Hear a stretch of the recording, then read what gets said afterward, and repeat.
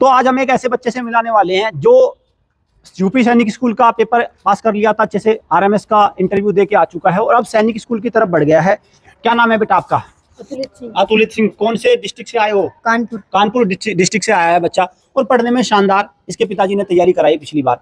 लेकिन आप एक बात नोट करेंगे, जब घर पे अभिभावक बच्चे की तैयारी करता कुछ स्तर तक तो बच्चे को ठीक कर लेता है, लेकिन एक जगह आके ठहराव आ जाता है जहां पे वो बच्चे की कमियां निकालने में नहीं पॉसिबल होता उसके लिए, और फिर उसको एक्सपर्ट एकेडमी की जरूरत पड़ती है। इसीलिए इनके पिताजी ने हमारे यूट्यूब चैनल को देखा और उनको लगा कि ये एकेडमी बेस्ट रहेगी, तो वो यहाँ पे आ गए।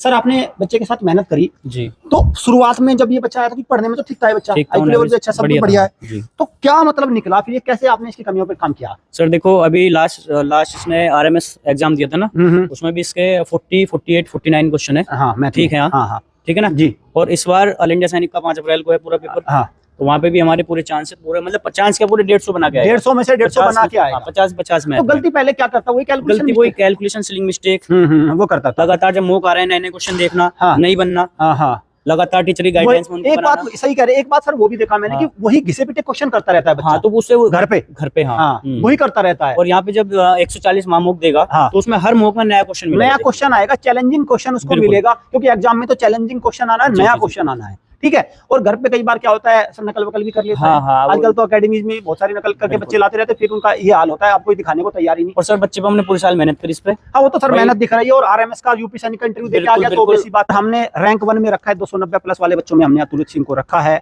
ये हमारी तरफ से, क्योंकि हमने भाई काम किया है बच्चे, हमें कोई डाउट नहीं है।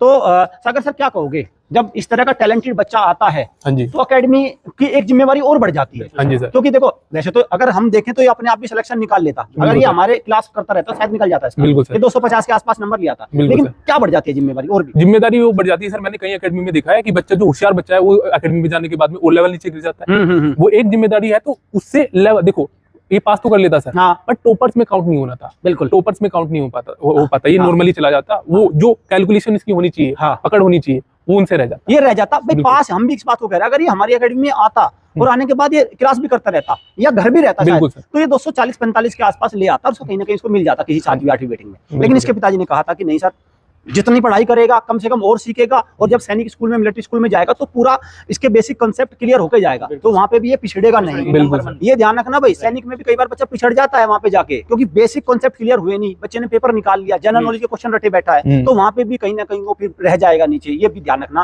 कंसेप्ट क्लियर होने के बाद पूरे अगर बच्चा जाए तो बात ही कुछ और है। और हम ये सारी चीजें पहले दिखा रहे हैं, 5 अप्रैल के बाद तो सिर्फ आप ये देखना कि इन्होंने जो बात बोली थी वो सही हुई कि नहीं, ये हम सारी चीजें पहले ही दिखा रहे हैं एंट्रेंस टेस्ट से।